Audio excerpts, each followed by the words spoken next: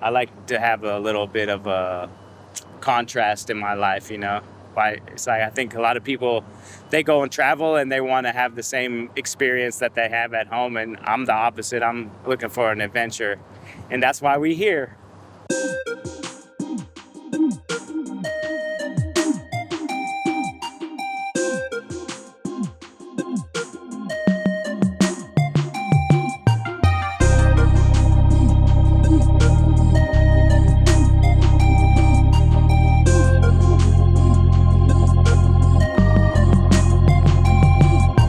Oh man, so right now we in Houston, Texas.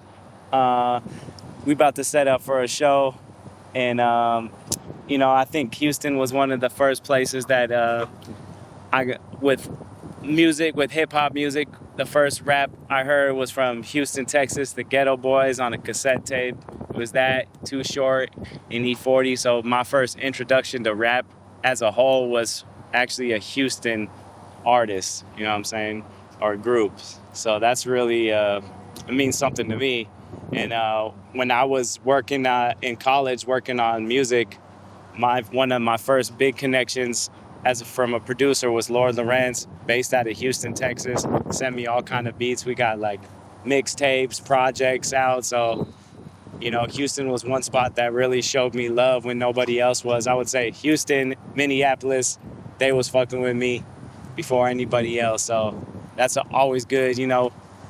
You know, you might get some shit in your shoes a little bit over here. You got to clear out your shoes. Keep your feet, you know, from being too moist. It's super humid out here, but I really love Houston, and I'm happy to be here again. Taste Nate, we here. You could change one thing about Texas, what would it be? If I could change one thing about Texas, you know, I think they can be a little bit extreme with their shooting people. I'm not necessarily a violent person, you know, and I understand people got to protect their property and everything, but, you know, sometimes it gets out of hand. We lost too many dope people from gun violence and shit. I'm not really suggesting anything done by our government because it's Babylon and I don't really support anything they do, but overall, we got to find a way to stop killing each other, and that's really what it comes down to, you know.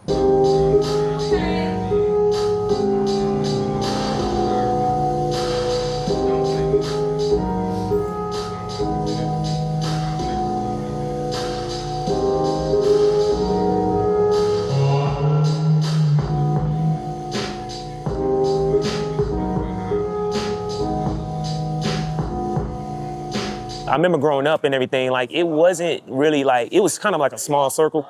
It was a couple of people here and there, but nowadays this is so accessible to make you understand on how to do hip hop. There's so much lyricists, so many singers, so many diverse talents coming out of Houston. But we're on the heels of a lot of places that do have a lot of people coming out and doing things. So we're trying to make things happen for sure. Make it loose around your hips, have my heart turning flips now. I can feel it, the motion of the ocean, keep it focused on the wind and how it's blowing all the pain away. Even on the rainy days, I close my eyes and meditate and let my soul navigate. Cause I'm not trying to worry, I'm in a hurry to make it to that special ride where love and music coincide. I'm so addicted, baby. Each and every note makes me lose it, makes me wanna float on.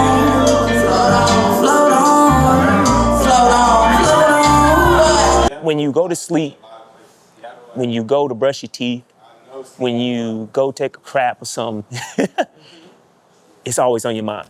You know what I'm saying? Like, it's always on your mind. It's always on your mind to elevate, to get better, to do what you need to do to get better. And I would say that if it's not on your mind almost 24/7, damn near, like if it ain't in your dreams or something like that, then you're not trying to pursue that. The waves you made out all ripples and fat ripples all shallow, no way to get back. Watch till my folks so hard, the streets right. Tsunami watch over these, so right. Now all the people that I know so right. Help but the ones that I hurt somebody. I know that I sound like a young guy. I get tired of the people, only I legal. When you in the pit to me, it can't be single. Where was the way that I can see you on the damn last note? It's true or this true. If I could get dropped from skin to bitch, not happy, this. Some ways that I can't see these in. Always my feeling like. Yeah, it seems like like a lot of artists tonight that was fully activated in their purpose and shit. And Yeah. it's good to see. Purpose, yes. It's definitely inspiring to be around that kind of vibration. So thanks a lot, man. I appreciate Yep. you. Laughing with you is often you hold over what's very common. You always made sure I was cool, and nobody messed with me in school. That's what big brothers do.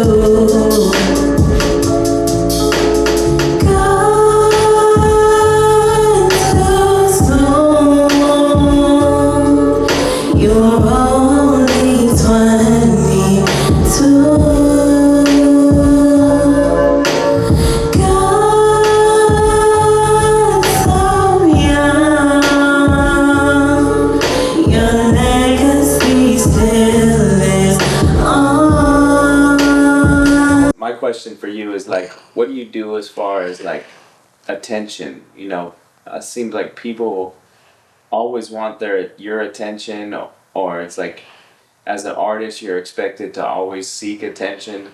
What do you do about like days that you don't want to give your attention to others, and days that you want to, you don't want attention on you? So if like a fan is coming up to me, or like I'm at a venue and I'm just completely exhausted and somebody wants to be like, hey, can I like get a photo with you and like, or get an autograph or whatever, I'll be cordial and I'll do it. But I'll just be like, hey, I just drove 12 hours to get here. I'm kind of tired. Love you, but leave me alone. And then Yeah. How about like, It's raining hella hard. how about like other artists that like, they always want to be like a part of what you're doing. They want Oh yeah. they want something from you. Or they want your attention, as far as like, because they respect your opinion on their stuff. I'm not a gatekeeper, so I'll definitely let them know all the information that I have. As far as like, if you have questions on how we made this happen or anything like that, I'm definitely down to share information. But when people asking for handouts, as far as like, oh, you know, hey, take me out on tour with you, or kind of asking things, like, I don't know if they expect it or if they just like feel entitled, or just, I don't know, just want to hop in the van or something like that. And then what do you mean by gatekeeper? Like, what does that mean to you? Like that? Oh, like a gatekeeper is somebody that's just like, in my opinion, somebody that has information but doesn't want to share with others. Like, oh, I'm here in front of the gate, you can't come in. Somebody that Withholds has the information. opportunities that you want, but they kind of keep it away from you. Yeah, they just don't share information that they might need to hear. Like, you know, if I was going up to Drake and I was like, hey, Drake, like, how'd you get on Hot 95? He's like, oh, I can't tell you. And it's like, oh, all right, fine. And then, do you have any like advice for people that are just like on their own to like work around gatekeepers, I guess? Yeah, just don't let them be a roadblock. Like, you can't let somebody else dictate your future as far as an artist. Like, you can't.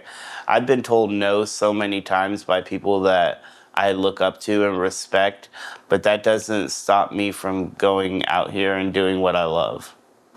And it's been to the point now where it's kind of like, now people think you're a gatekeeper. Yeah, people think that I'm the one that's holding a gate, but that's just it too, is people think that because I don't take them out on tour, that I'm like withholding them from growing as an artist, when in fact, like, you should grow as an artist on your own. You should put in the time and the work, and like, I'm nobody special. We all have a shared dream, you know, but that doesn't mean that that just because I'm doing something that you deserve it. Yeah, people come up to me all the time and say that they've never performed and they really want to, but they just don't know where to start.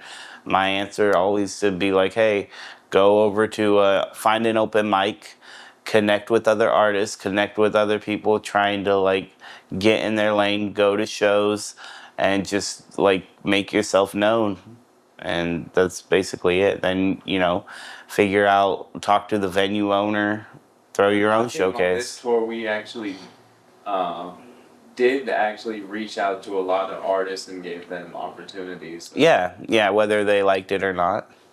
Whether they wanted to be a part of it. Yeah.